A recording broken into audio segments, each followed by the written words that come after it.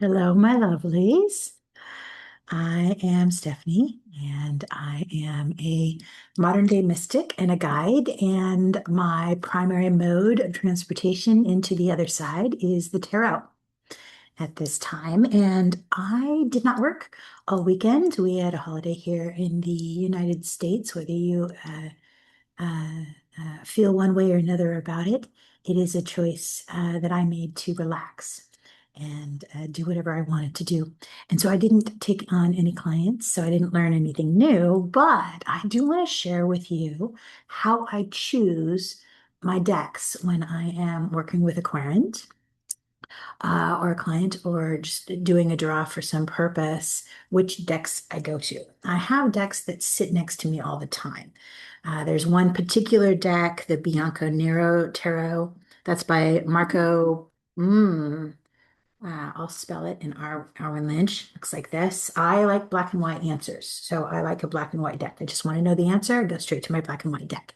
Unless red is necessary. And when I need something with a punch, I reach and right at my right hand, I have the Pulp Tarot, and that's doesn't say on the book. I'll put it in the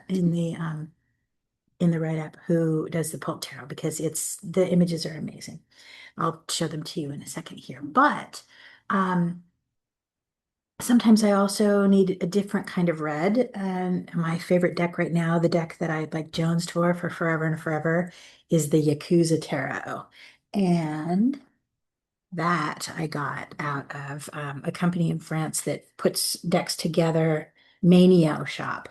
And Manio does all kinds of different decks. And I am currently I'm in a super love affair right now with my Yakuza deck, but that Yakuza deck in the California red that comes out of the Pulp, two red decks, but two very different reads. So I will compare that on a different time. But what I talk about today is how I choose a deck for clients. So when a client comes in, I might just reach for my black and white deck because I don't have any thought in my mind other than just get the answers, get the read. But sometimes I will have, just a color will come to mind. And so if a client comes in and they're like talking about a situation or they have some questions, and I'm just like, all I can think about is purple. It's like being hungry for oranges. All of a sudden, I need some citrus in my mouth right now. I need some purple on my table right now. Then you'll see me just like that's why I have to have my decks close to me so that I can just look over and take in what I have for decks. And so I might look over and I have all kinds of interesting decks because I have interesting people. And so if I look at all of these decks and I think, oh, these all have some purple in them.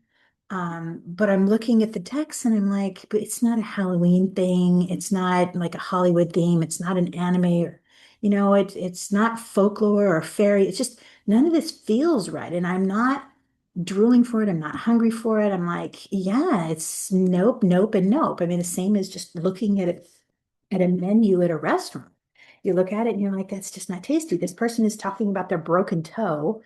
And I'm gonna pull out a folklore deck. It doesn't fit together intuitionally or intellectually as well.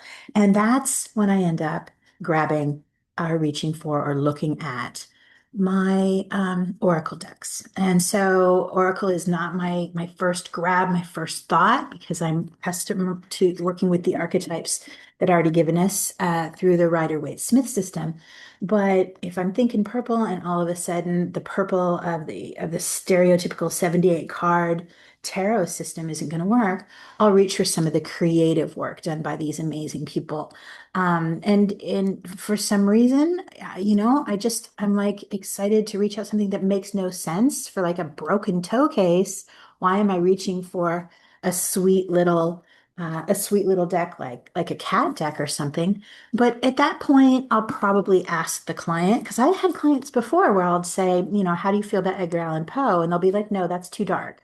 It's like, okay, readjust. It may have been perfect for me to give them the perfect answers and the perfect reading. But if they're not open to the idea of it, if they're not comfortable with, some concept. It's not going to come through.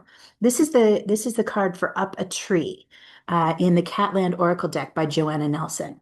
And you can imagine there are several people who might be in a situation where they are cornered, absolutely cornered, and there's no way out until they make a decision to make a hard leap.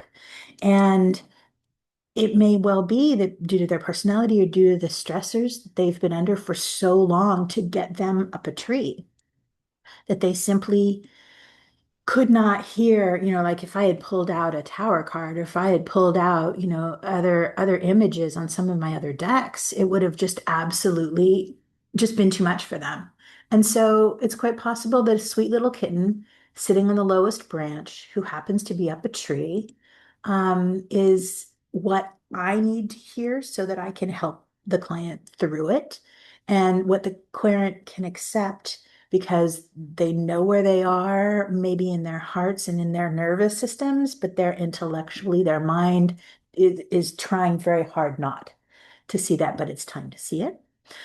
So that would be where you would see me pull out an oracle deck. And if I pull out an oracle deck and it's not because the client or the client was resistant to me getting the message and handing it over to them, that the message is going directly to them, that's when I will also pull out many times the little white book or the instruction manual that comes along and let the creator and the artist who spent hours, slaving over the imagery in order to get across a message in a way that could be communicated uh, I don't know, differently than what you would see in any other deck at any other time. That's why people do oracle decks, is they're going to break outside of known archetypes. And that's where we are right now. I'm recording this in July of 2026, and it is, the theme and theory of this month is, creating new archetypes. The old archetypes don't work. And so if I were to hand this to the client to read, if we were in person, or run my eye over it, but even the first line, with a courageous heart, there is nothing you cannot do. And so, the authors of this deck and the author of the Little White Book was able to say, if you're courageous, we'll get through this together. That's a beautiful message. So that's how I choose decks and how people work with me to choose their own decks and how Oracle comes in when it's not my first intellectual or muscle memory grab to just grab the decks that I know and love. All right. Thanks for visiting with me today. Hope you have a fantastic week and see you next time. Bye.